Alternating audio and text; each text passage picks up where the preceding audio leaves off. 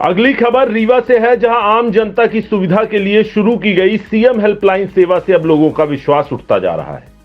CM helpline में शिकायत के 15 दिन बाद शिकायत का निराकरण होना चाहिए, लेकिन मोटी मोटी रकम लेने वाले आरामदायक कुर्सी में बैठे कामचोर अधिकारी इस योजना के लिए ग्रहण बन गए हैं। जिन शिकायतों का निराकरण 15 दिवस में हो जाना चाहिए, वो शिकायतें महीनों से पेंडिंग हैं और लेवल 4 तक पहुंच गई हैं। सीएम हेल्पलाइन के लगातार बढ़ते पेंडिंग मामलों को देखते हुए रीवा कलेक्टर प्रतिभा पाल ने सख्त तेवर दिखाते हुए ऐसे अधिकारियों को फटकार लगाते हुए सभी पेंडिंग शिकायतों को 3 दिवस में खत्म करने की चेतावनी दी है। दरअसल कलेक्टर ने आज टीएल बैठक के दौरान पेंडिंग सीएम हेल्पलाइन शिकायतों पर नाराजगी व्यक्त की, साथ ही हाई कोर्ट से भी संबंधित पड़े पेंडिंग मामलों को भी लेकर उन्होंने नाराजगी जाहिर की और 3 दिवस का समय देकर सभी पेंडेंसी खत्म करने का निर्देश दिया है। उन्होंने चेतावनी देते हुए कहा कि अगर अब लापरवाही हुई तो बर्दाश्त नहीं की जाएगी और कार्यवाही की जाएगी। आज की अपनी जो टीएल बैठक थी उसमें सीएम हेल्पलाइन के प्रकरणों का रिव्यू किया गया है और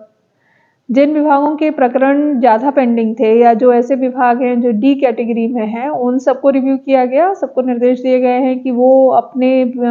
जो प्रकरण पेंडिंग हैं उनका निराकरण अगले 3 दिवस में अभियान चला के करेंगे और इस संबंध में एक थर्सडे को वापस बैठक रखी गई है, ताकि फिर जिनके यदि पेंडिंग रहते हैं और ऐसे विषयों को लेकर के पेंडिंग रहते हैं जिनका निराकरण जिला स्तर से ही होना है, तो ऐसे अधिकारियों के खिलाफ कार्रवाई भी हम लोग करेंगे। लेकिन उससे पहले सभी लोग जो ऐसे विषय हैं जिनका निराकरण होना है, चाहे वो फील्ड स्तर का हो या यहाँ के किसी कार्यालय स्तर का है, उनके निराकरण हो जाएं।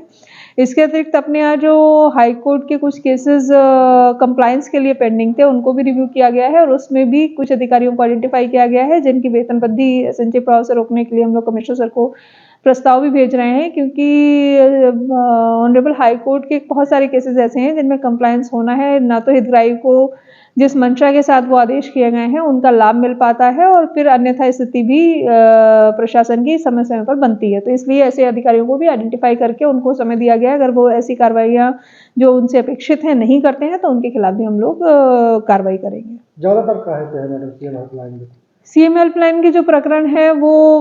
महिला बाल विकास विभाग से जुड़े हुए की संख्या है, पीएचई के हैं और इसके अलावा डब्ल्यूआरडी के हैं और भी अन्य विभागों के हैं जिनको रिव्यू किया गया है। इसके पहले भी लापरवाही अधिकारी जो भी सीएम हेल्पलाइन है या सामान्य जनता से जुड़े हुए जो सामान्य विषय हैं, इनमें जो भी विभाग लापरवाही बरतेगा, डिले करेगा, उनके खिलाफ हम लोग कार्रवाई करेंगे।